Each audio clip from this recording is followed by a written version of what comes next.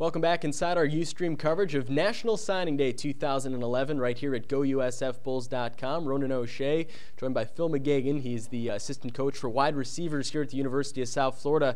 And reminder, Bulls fans, if you have any questions for him, particularly regarding the wideouts, get those inside the chat room, and I'll be sure to get your questions read on air. This is really a unique opportunity for you to interact one-on-one with a member of the coaching staff. And as you just heard Jim Lauk explain there, 3 wide receivers coming in as of now as a part of this class. You must be excited with the talent that you've got coming in. Yeah, we're really excited about the talent coming back. I know on our roster, then adding these 3 guys, it becomes a really exciting day for us. You know, Alex Mutt was the first one to sign. You know, he's a 6'2" corner, highly rated. Tremendous versatility, very tough competitor. Also having Ruben Gonzalez, another 6'2" plus body, who's a tremendous athlete, who we've seen in camps and we've seen for a number of years now, locally at Robinson. And then obviously just recently signing Andre Davis, which is obviously huge for us. I got a chance to see him as a 15-year-old out here at our 7-on-7 sling and shoot camp, and they called him the Freak Show because he was making these circus catches, and it was great to add him to the roster today. And it's like waking up Christmas morning and get to play with a bunch of new toys, so it's exciting. So much importance, of course, on the skill positions. And what I want to ask you, though, is some of the intangibles you look at when you're recruiting. Yes, it's one thing to see stats of one guy maybe score 50 touchdowns over his career, but you got to look at the competition he's going against. So what are the things that you're looking at when you're going out and recruiting a potential wide receiver as the most important things that you're seeing in their game, and why then they may be a good fit at USF? I think first thing is being a competitor, watching how a guy competes, on each and every play. If you catch 5 balls a game, 12 games, it's 60 catches, you'll be an all-conference player. But you average 70 snaps on offense, so then you have 65 other plays that you're doing something when you're out there. What are you doing? Are you going to block somebody? Or you're going to run the right routes? Are you doing all the right things? So I watch a guy compete, on a play-to-play basis, and that's one thing that all these guys do a great job of, is competing and really doing all the intangibles and have great character. They're good in the classroom. They're really solid. They have good parental structure, and they're going to be a great mix to that receiver meeting room.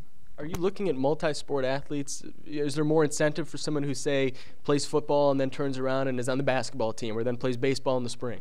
Yeah, I think that's just tremendous versatility, and it shows that a guy wants to compete, every single day. We have, Alex runs track and plays basketball, and Andre's a tremendous baseball player, and that's one thing that he may get drafted, but that's one of those things that he's gonna come here and compete because he's a football player, but he happens to be very, very talented, throws the ball in the low 90s, can hit for power at 2 home runs the other day at his baseball game. So we look for versatility. Yes, absolutely.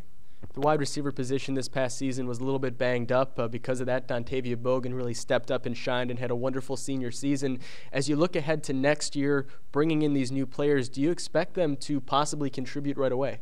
Yeah, absolutely. I think that anybody who can come in and be a technician and be committed to fundamentals and technique is going to have a chance to play and be successful. And that's one thing that Bogan did a great job of last year, as he really clung to me as far as the technique and fundamentals, what you need to do to be great.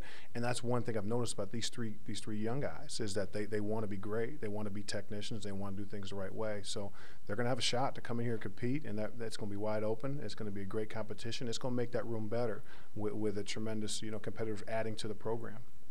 You also have a pair of very good wide receivers coming back from injuries next year. How important is it going to be to get them back into the mix? Sterling and AJ were certainly missed this past year. They were, and they're working very, very hard to get confident, with their injuries, coming back from them. They're healthy and they're clear to play, and I think at this point it's just a matter of them feeling confident with themselves. They're working tremendously hard in the weight room and on the field right now, and we want to get them out there during spring football and have them have success early. And once we get them going, we're going to be scared. Good talking to you, Coach. It's going to be interesting to see the wideouts performing in spring football. And then, of course, as we get set moving into next year, a lot of competition. And it'll be interesting to see what you can do with these young players. You mentioned you feel like it's Christmas Day. That's right. Let's see what you can do with the toys, right? Exactly.